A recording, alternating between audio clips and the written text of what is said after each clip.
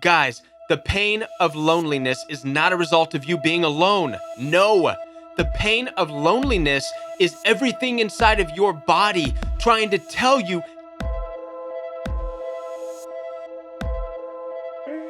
Hi guys, thank you for watching The Royal We. My name is Kevin, and we're going to talk about the pain of loneliness coming from narcissistic abuse. We're going to talk about what this painful loneliness actually is. We're going to talk about why you have this painful loneliness. And finally, and most importantly, we're going to talk about how you can heal from the pain of loneliness. So don't go anywhere. We have a lot to talk about right here on The Royal We.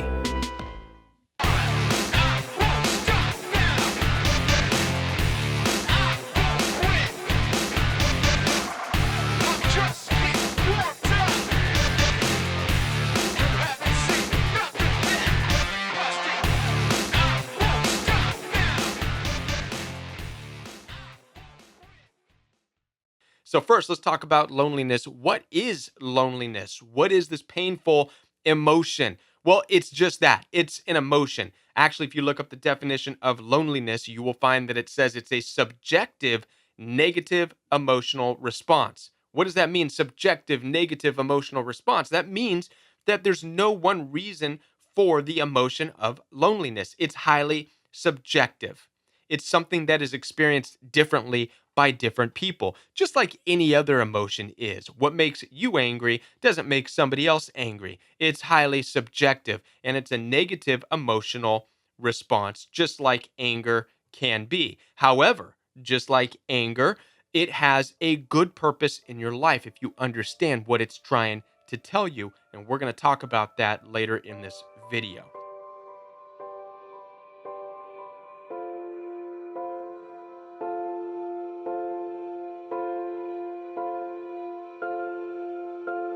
Obviously, you can experience the pain of loneliness if you are by yourself for an extended period of time and you have no one to talk to, no one to bounce ideas off of, nowhere to go, nothing to do.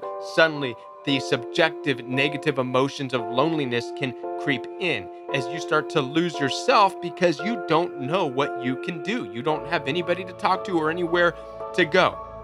That's one reason why you would feel the negative subjective emotions of loneliness. What's another reason? Being with another individual who makes you feel like you are by yourself and brings out the subjective negative emotional response of loneliness. This is how narcissistic abuse actually works. This is what you are probably feeling. You're actually with another physical person, okay? But because you're demeaned and you're devalued and you're not listened to and your voice is not heard and you're told that you don't mean anything and you're called selfish and this and that and you're criticized and corrected and on and on and on. These things can produce inside of you the subjective negative emotions of loneliness. You could be in a large group of people. You could be at a party, at a celebration, at a family event, guys, and you can still feel these subjective negative emotions of loneliness. This is a result of not feeling like you fit in with the group or with the party or with the family. You feel like you don't have a connection with the people at the church you go to or at your school or in your classroom. You're not resonating. You can feel the pain of loneliness. So guys, what is this pain of loneliness? Obviously, guys, the pain of loneliness is not a result of being by yourself. The pain of loneliness is actually calling you to go into a place of being by yourself. And now we're going to talk about solitude.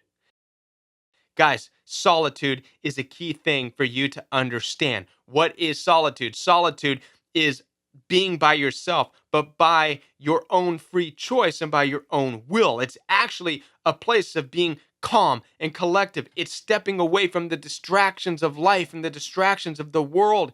Guys, being solitude is gathering yourself back into yourself and getting into a place where you have space around you to think and to become one and to be reminded of who you are.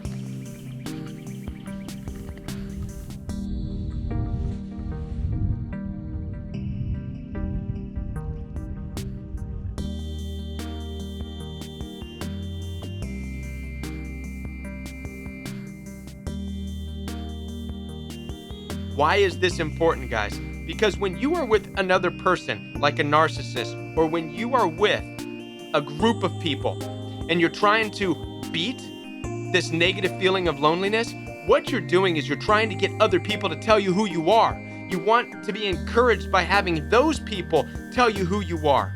But in solitude, you withdraw and you go into a place of being by yourself so that you can speak to yourself, that you can become one and whole and tell yourself who you are. Guys, being solitude is powerful. It is a powerful practice by the top people in the world. Business leaders, heroes of old, all spent a lot of time in solitude. King David spent a lot of time in solitude. The ancient Egyptian people wrote how important it is to be in solitude. Jesus spent a lot of time in solitude by himself praying. Why?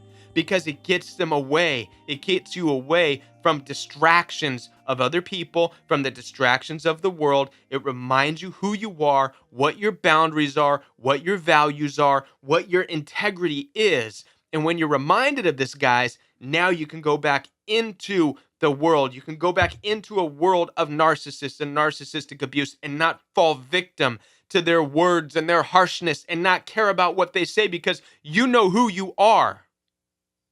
Does that make sense, guys? I hope so.